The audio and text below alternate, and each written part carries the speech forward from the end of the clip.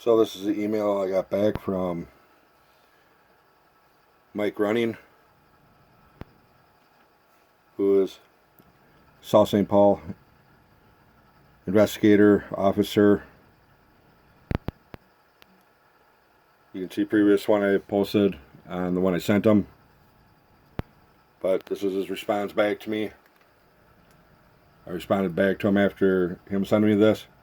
But this is how South St. Paul police would investigate or deal with, a convicted child molester around people's kids. A convicted child molester, I informed him that was attending events at the South St. Paul High School, like my daughter's gymnastics, plus Lincoln Center Elementary School. There's times when he'd pick my daughter up there, and also at South St. Paul High School. A convicted child molester, they would have to inform, the schools about a convicted child molester on the premises, or if they're aware of him being on the premises, so on and so forth. So if you think your kids go to South St. Paul or went to Lincoln Center Elementary in South St. Paul, Minnesota, it's all in Dakota County. And if your kids went to either one of them schools, you probably want to think again about what kind of things they allow and don't allow, and things they overlook and don't overlook, and things they care about and don't care about when it comes down to your kids or your safety of your kids. When this is how the South St. Paul Police Department deals with a convicted child molester who was molesting his own child for over a year. And at the age of 4, the child spoke up about it and said that Daddy told me not to tell Mommy. Very sick, disturbing things that he did to his own child. Now, that was this person that was picking up my daughter from Lincoln Center Elementary School, going to South St. Paul High School, picking up my minor daughter too. They both, and my ex and my minor child at the age of 5, moved to South St. Paul in 2008. They both were purchasing a house together in both their names, living together, and my minor daughter, that was 5 years old at that time, living in that same house.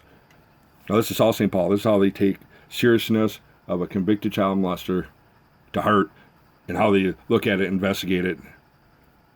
And the information I gave them and everything I told them, like links to the YouTube page, everything, so on and so forth.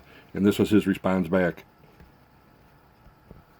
So here, let's just play some of this. It felt like it wasn't a concern of yours for me knowing about it. I think, aren't you guys by law supposed to still have child protection or something, still doing an assessment if there's a minor child in the household?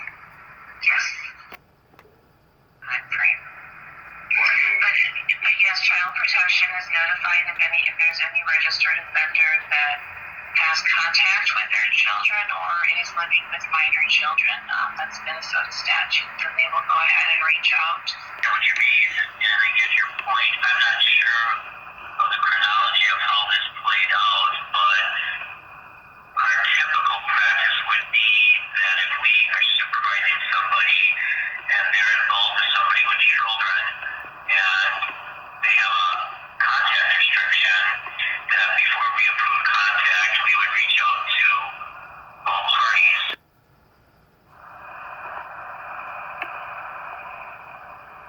So he had a condition that was imposed by the court when he was sentenced, and he was sentenced on May 20th of 2004.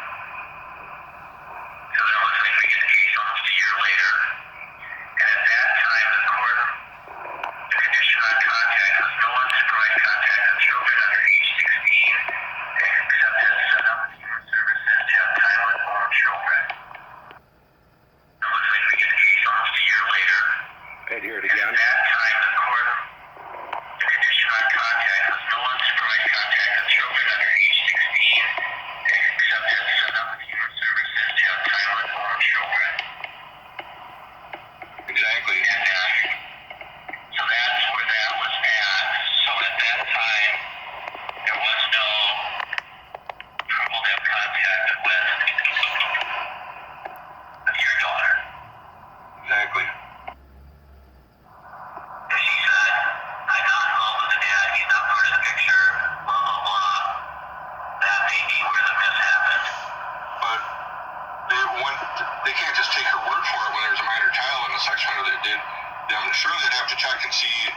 what's the legal status on the kid? Does he have joint custody or joint physical custody to, you know what I mean?